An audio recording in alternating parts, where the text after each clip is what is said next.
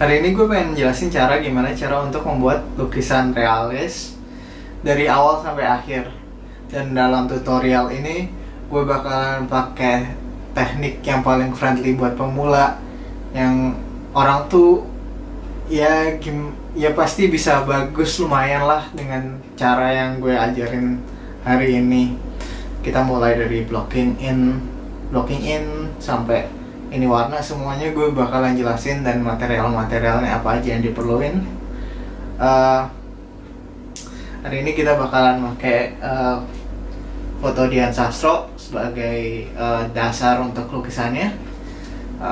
So sekarang kita bisa mulai. Jadi langkah pertama itu adalah persiapan kertasnya.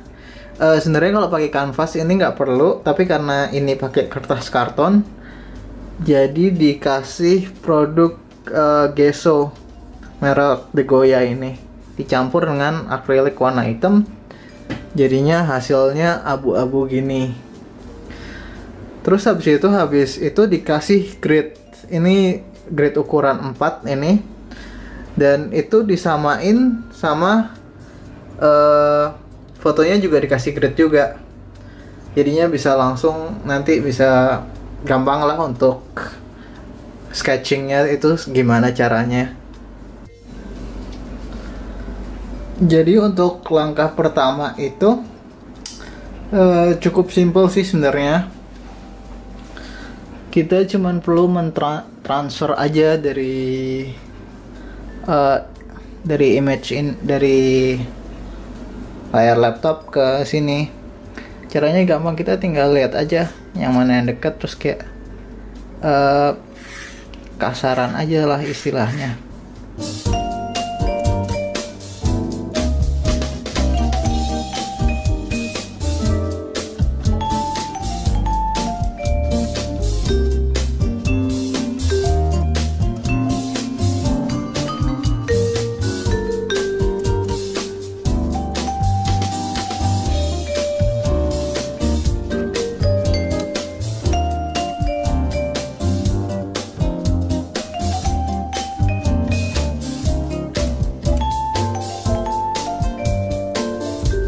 Nggak perlu terlalu akurat banget ini, soalnya nanti masih ada fase-fase perbaikan lagi, masih ada macam-macam lah untuk prosesnya itu. Jadi ini kayak santai-santai aja, jangan worry macam-macam, jangan ini kayak mulai dari bentuk-bentuk besar di mana garis-garis besar tuh di mana sih di foto itu. Ini sketsanya jadinya hasilnya kayak gini. Salah satu tips supaya lebih gampang lah untuk mulai sketsa itu, kita harus ngukur. Misalnya kita ukur dari sini, angle-nya sama nggak sama ininya situ, itu kita harus ngukur kayak gitu. Kita ngukur terus. Pokoknya awal-awal itu ya pasti banyak ngukur lah, karena feeling itu belum ada, tapi begitu kayak udah mulai banyak jam terbangnya udah mulai banyak, itu udah bakalan ada feeling kayak, oh ini angle-nya nggak pas, oh ini angle-nya kurang, kayak terlalu lebar atau matanya kegedean. Itu pasti feelingnya lama-lama bakalan muncul. Tapi kalau awal-awal itu ya mau nggak mau emang harus ngukur, ukuran matanya seberapa, ukuran ininya seberapa, itu emang harus ngukur. Mulai dari angle atau itu, kalau kita misalnya ngeprint fotonya terus di sebelah-sebelahin, itu lebih enak sih, jauh lebih gampang. Kalau kita mau benar-benar akurat atau udah buntu lah, itu pakai aja jangka terus disamain sama ukurannya sama yang di layar. Sini ya kepanjangan dikit ya, tapi sebenarnya nggak akurat banget. Itu juga nggak apa-apa soalnya ya orang-orang juga nggak bakalan nyadar sih kalau matanya rada lebih lebar dikit atau itu, yang penting masih masuk akal dan masih mirip. Karena ini tutorial untuk pemula, jadi kita nggak start langsung di warna, tapi kita start di hitam dan putih dulu. Ini cat akrilik biasa, ini palet dari frame buat foto, dan yaudah mulai aja dari mixing.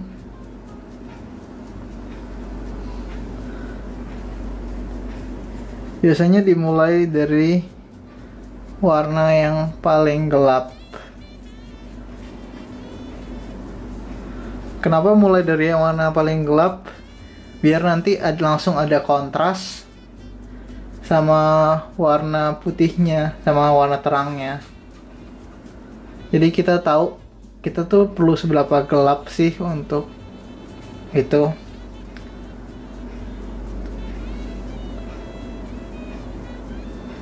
Dan pakai ini yang paling yang ukurannya lumayan besar lah. Dan teman terpenting itu ini, semprot-semprot biar cat akriliknya nggak gampang kering. Untuk ngelukis itu sebenarnya yang paling penting itu bukan warnanya, tapi seberapa terang satu warna sama seberapa gelap. Jadi di sini mulainya kan yang paling gelap dulu, terus nanti biar ketahuan lah. Sebenarnya untuk warna abu-abu ini itu penting juga, soalnya kalau kita pakai warna putih itu cenderung nanti segala macamnya jadinya terlalu putih. Kita perlu abu-abu supaya kita bisa benar-benar ngelihat, oh warna ini beda sama ini, warna ini beda sama itu. Itu fungsinya seperti itu. Jadi ini ya memudahkan aja lah, tips hal-hal kecil yang memudahkan. Yang penting juga itu organisasi palet. Jadi palet dari bawah paling gelap ke atas paling terang. Jadi kayak kita kalau mau makin gelap ya tinggal ke bawah aja, atau kalau mau makin terang ya ke atas.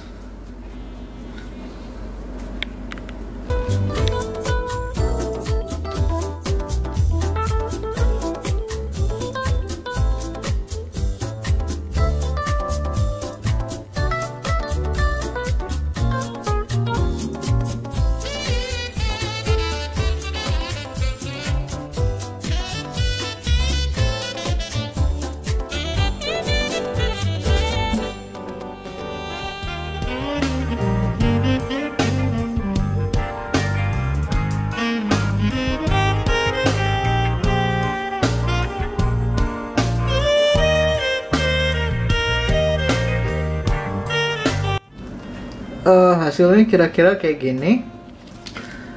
Jadi walaupun shadingnya masih kasar, ini masih kasar segala macam ya, tapi hampir semua geometri proporsinya udah masuk semua.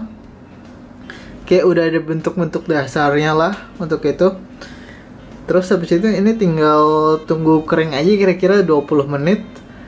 Habis itu bisa lanjut pakai cat minyak, atau kalau nggak mau pakai cat minyak bisa pakai cat akrilik warna juga sama. Ya hampir-hampir sama ya lah.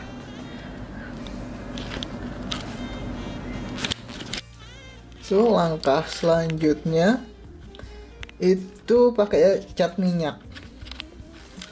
Karena ini untuk pemula jadinya cat minyaknya terbatas. Titanium white,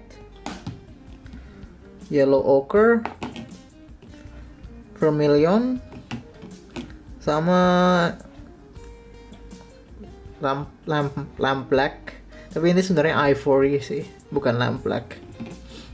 Beda, lamp black lebih biru.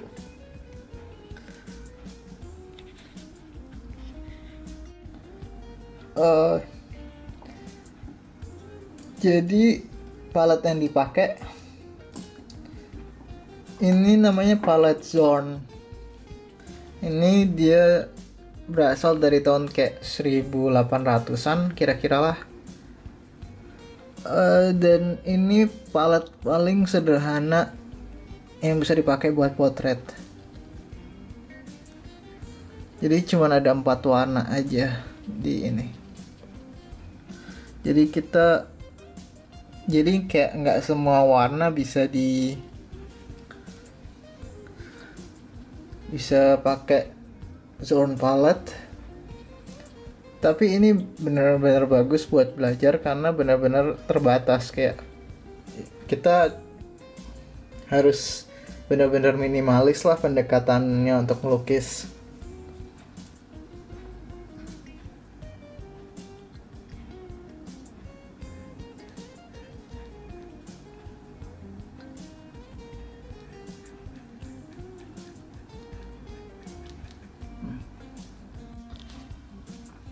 Jadi untuk melukis kulit kan biasanya kalau untuk pemula itu sebaiknya kayak semua di mix dulu, dipastiin warnanya, tapi kayaknya rada gimana gitu, nggak terbiasa sih, gue nggak terbiasa sih sebenarnya.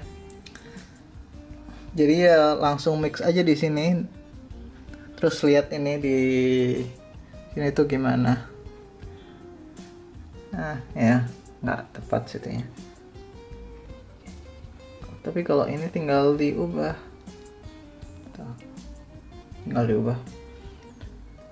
dan warna itu nggak perlu konsisten.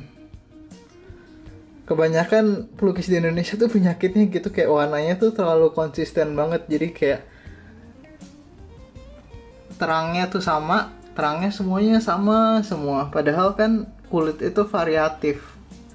Jadi ada misalnya di dagu itu harusnya lebih abu-abu, di sini harusnya lebih merah, di sini harusnya lebih ada ininya. Itu kan semua tergantung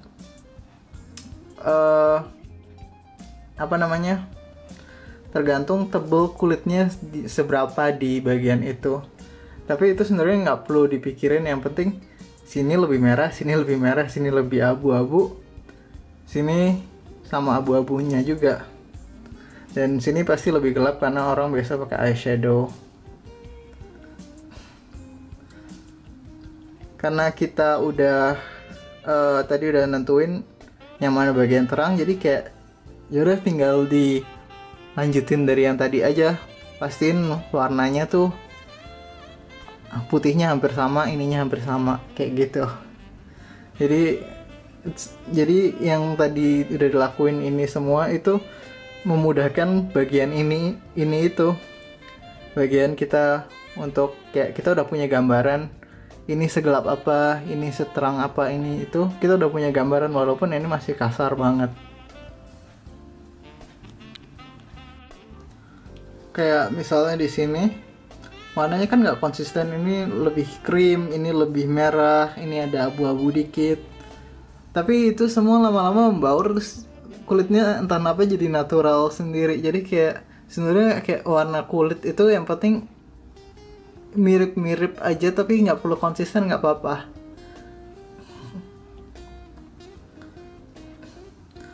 Dan ini lanjut ke nge-mix warna tuh gimana sih? Basically start lewat putih, terus ya hitam, jadinya abu-abu. Misalnya kita mau sini yang rada merah, kita campur merah, tapi hasilnya karena ini hasilnya kan jadi rada terlalu merah, ya nanti tinggal di tone down lagi pakai warna hitam terus warna putih.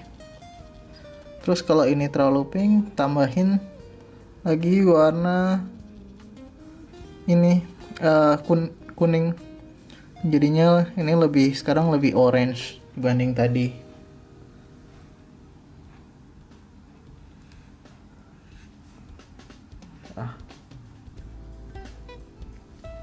Jadi ya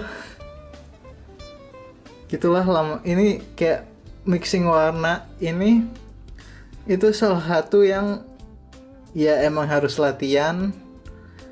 Ya tapi begitu udah bisa itu rasanya tuh kayak ya natural aja, kayak otak tuh udah bisa jalan sendiri. Oh kayak gini, oh warna ini, oh warna itu. Nge-mix warna tuh emang kayak gitu, emang harus latihan. Dan kalau dasarnya udah ada, ya nggak lama sih untuk latihan nge-mix warna itu. Dan kalau kita salah, misalnya ini terlalu soalnya ini itu kan ada terlalu hitam, ya udah tinggal ditimpa aja, nanti juga ketutup sendiri tuh. Jadi ini enaknya pakai cat minyak, jadi kayak kalau ada kesalahan ya udah tinggal timpa aja sama warna berikutnya.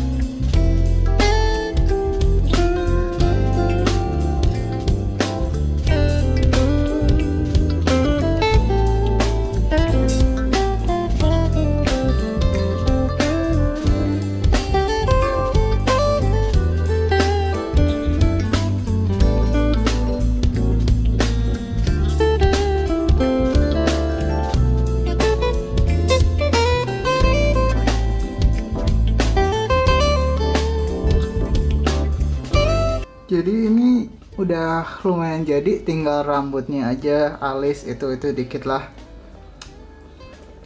Jadi trik utama Pak buat rambut yang bagus itu pakai kuas yang paling gede. Kenapa? Soalnya kalau pakai kuas yang kecil, pakai kuas yang sedang aja, itu nanggung antara hiperrealis atau kayak gerakan rambut aja yang dia itu. Kalau mau hiperrealis ya terpaksa pakai kuas yang ini, tapi itu ya makan waktu banyak dan ya males aja lah untuk buat sedetil itu.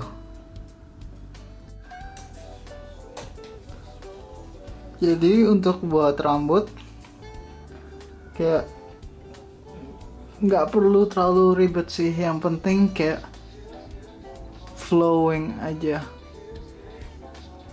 Kita mau ngikutin alur rambutnya, kita harus bisa-bisain ini ya. Ini kan misah, terus ini misah, sini lagi, terus ini misah lagi, terus ini bentuknya itu.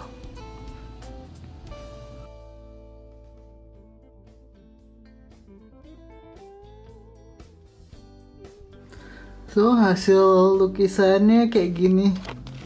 Ya lumayan lah buat lukisan, kira-kira 5 jaman habisnya.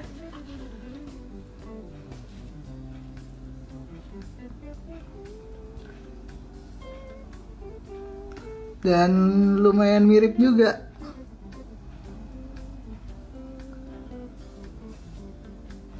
Ya masih ada beda tipis-tipis lah, tapi ya udahlah nggak apa-apa.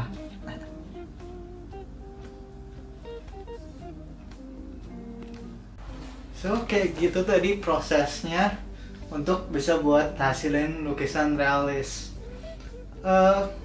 Kalau penasaran kenapa kok kayaknya prosesnya itu ribet banget, pakai grid, pakai sketsa, pakai hitam putih, terus baru ke warna. Itu sebenarnya sama aja kayak matematik. Satu masalah yang susah itu dipecah dulu, diproses satu persatu gimana caranya. Kalau emang udah profesional itu langsung ke warna itu bisa, nggak perlu pakai hitam putih, nggak perlu pakai sketsa, langsung pakai warna itu bisa. Tapi otomatis pasti ada kesandung lah di itunya di proses melukisnya itu. Jadi karena itu dipecah dulu. Pertama sketsa proporsinya gimana, yang itu, terus habis itu hitam putih bentuk-bentuknya, gelap terangnya dan lain-lain. Terus habis itu habis itu ke warna yang semuanya baru dijadiin halus semuanya. Semoga membantu tutorial ini dan selamat berusaha mencoba. Karena lukisan kayak gini itu bukan masalah bakat, tapi itu masalah kesabaran, ini masalah kerja keras. Saya yakin semua orang bisa lah kayak gini, asalkan mereka kayak harus ngabisin waktu yang cukup lama untuk bisa menguasai skill ini. Tapi sebenarnya ini nggak sulit, ini cuman ya perlu latihan dan kesabaran. Like dan subscribe, dan kalau ada pertanyaan apa-apa komentar atau hubungi aja di sosmed yang lain, kayak di Quora sering, di Instagram sering, dan di tempat lain juga sering.